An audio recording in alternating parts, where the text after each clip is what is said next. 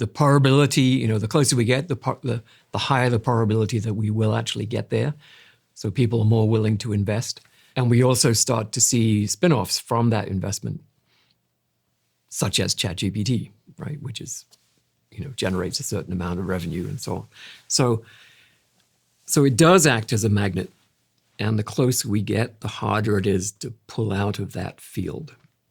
It's interesting when you think that this could be the end of the human story, this idea that the end of the human story was that we created our successor. Like we summoned the next iteration of life or intelligence ourselves. Like we took ourselves out.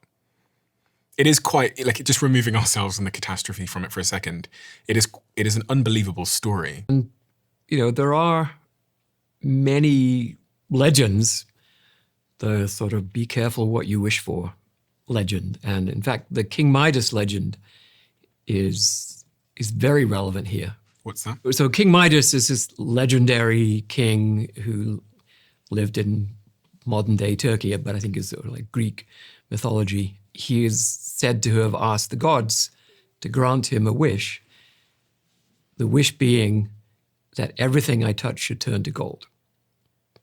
So he's incredibly greedy, and we call this the Midas touch. And we think of the Midas touch as being like, that's a good thing, right? Wouldn't that be cool?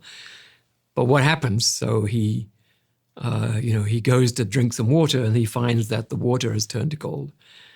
And he goes to eat an apple and the apple turns to gold. And he goes to, comfort his daughter and his daughter turns to gold. And so he dies in misery and starvation.